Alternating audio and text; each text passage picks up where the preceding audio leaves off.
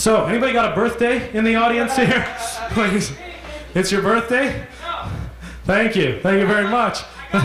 You got one, yeah. Anybody have a birthday this year? That's not my joke. I wish it was right now.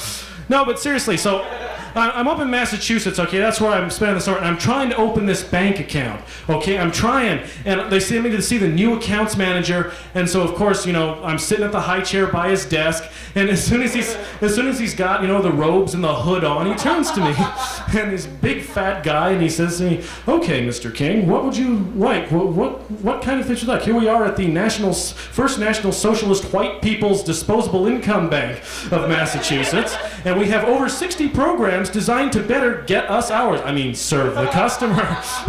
So what would you like?" And I say, well, and notice I'm doing the shift thing again. You know, it's amazing just how, who says comedians can't act, huh? Who says? I want to know, who says? That's a rhetorical question. Don't answer that. And so I say, well, I think I'd just like a nice, simple savings account. And suddenly this huge, fat Republican is up over his desk and he's got his fat fingers wrapped around my throat, saying, "Savings account, savings account, savings." And then the security guards pull him off, and he sort of picks himself up and dusts himself off and says, "Well, okay, let me go and see how much it's going to cost you to put your money in our bank." So, I mean, I'm sure you've had this happen. So he hands me a couple of saltines and a glass of water and disappears for 2 days. And then he comes back and he says to me, "Well, Mr. King, it seems that what you really like is our Slimeball Losers Passbook account. And to open that, you will need 18 pieces of photo ID, 6 major credit cards, and a no smaller than 3/4 size marble bust of yourself by a recognized sculptor." And so I say, "I don't have this." So I say, "Hey, will this Navajo sand painting do?" He comes right back at me and says, "No, I'm sorry, we don't accept pantomime ID if it has to be explained verbally." And by then I'm saying, okay, first word, 3 syllables, sound, but then it's just an ugly charade. "Thank you! Oh, God, thank you!" Stupid pun reference. Thanks again. Thanks awfully much. And he says, "Well, with this account, you've got the wonderful privilege of withdrawing your money, if you can, from any one of our 5,000 tellers of death between our regular banking hours of 9:15 to 9:22 a.m. on alternate Thursdays, all for a low, low service charge of only $150,000 a month." And I say, "Well, isn't that a little excessive?" And he says, "Look, Mr. King, if you're so starved for material that you have to make fun of our banking practices, I suggest you take your business elsewhere. Besides, we're not usually in the habit of extending banking privileges to large great horned owls, no matter how fucking big they are." And I'm thinking, gee, make one stupid throwaway joke and you pay for it the rest of your life. But hey, well, if you didn't keep bringing it up, maybe nobody notices. "Oh, shut up! You're supposed to be dead." Thank you. So, any left-handed Catholic schoolgirls in the audience? Meet me after the show. I think we can talk. I think we can negotiate.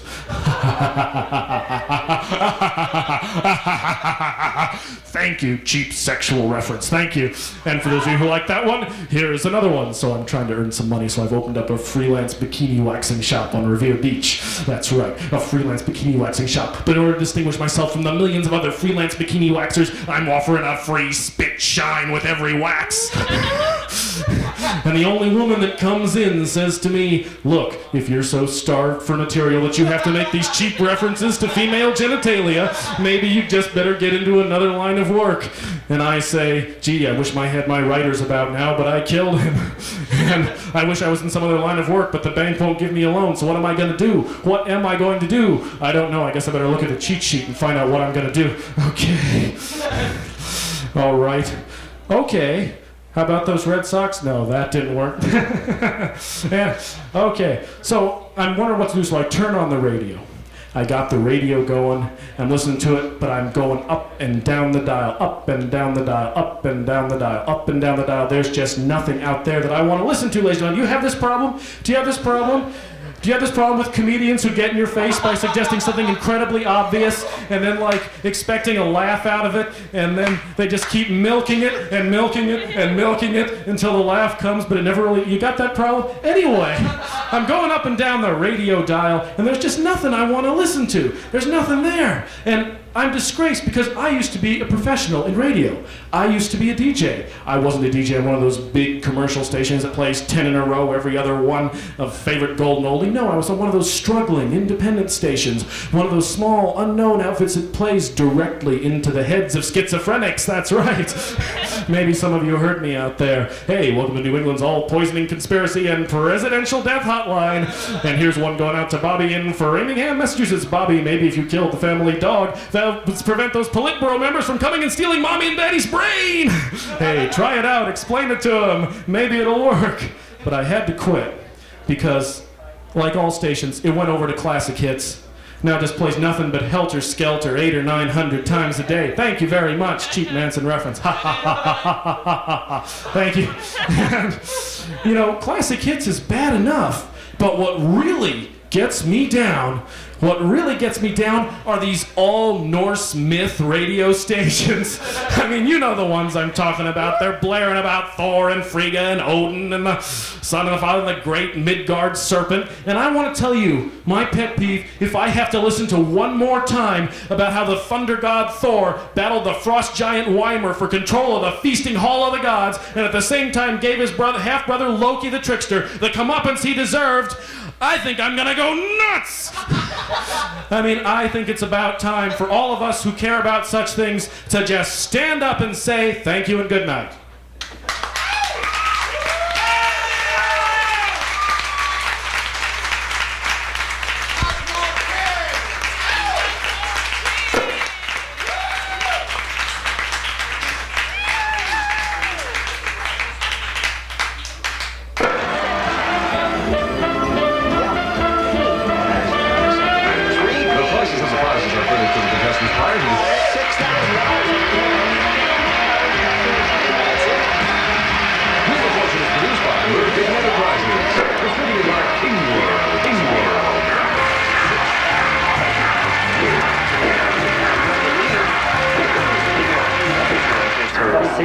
So we don't have an ultimate radio, and our lead is another shot at it.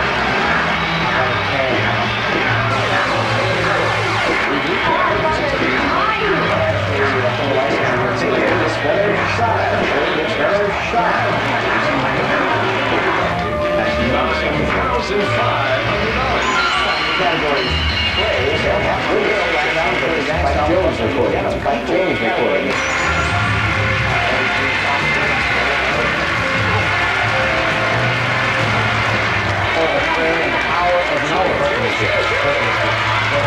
What is the fraternal and benevolent order? There are 3 S's. What is the fraternal and benevolent order? American. Collect again. American. Collect again. That's waiting for you. American. Actually, I understand the 1 R. That's right. That strikes me as a good idea.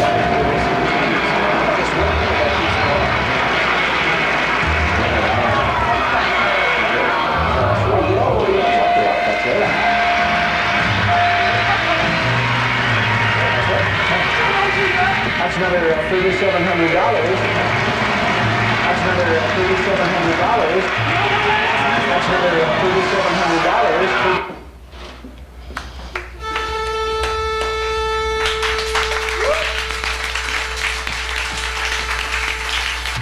You know, I've never seen such a comfortable, cozy studio. I really have been spending a lot of very warm moments with your crew.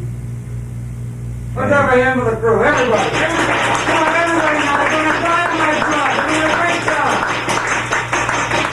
job. But if I can do something sort of antithetical to the whole spirit behind ArtsAct for a moment, I would like to take you back to my prior self. I can do this through a kind of self-exploration that was part of my whole transition into ArtsAct in the first place. So we'll just go backwards here.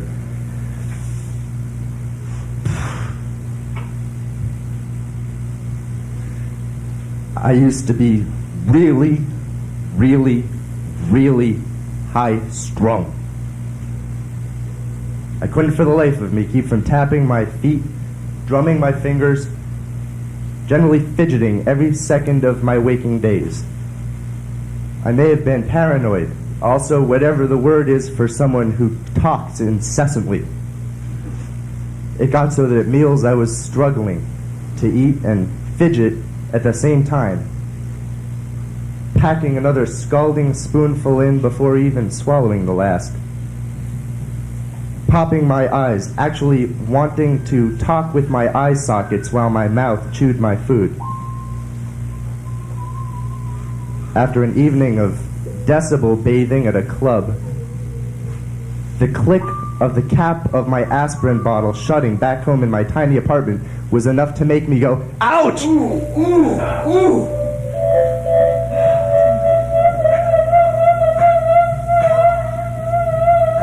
Then,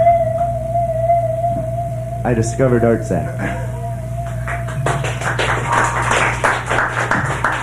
At first, I thought I had died, actually kicked the bucket. There was a darkness, and then a light, and a warmth, and reality returned in the form of a lobby, and my salvation as a 10 by 20 foot piece of Artsac on the wall. I can't even remember what it looked like. It was more than a picture. It was less than a picture. In fact, it was like a reflection of my own sordid, banal existence as one of sheer, transcendent arch leisure. Everybody, everybody! Come on, everybody! What's the difference between as I am now? Beg your pardon. What's the difference between me as I am now and an angel in heaven? Well, I won't know till I get there. But I'm going. We love this guy. We love this guy.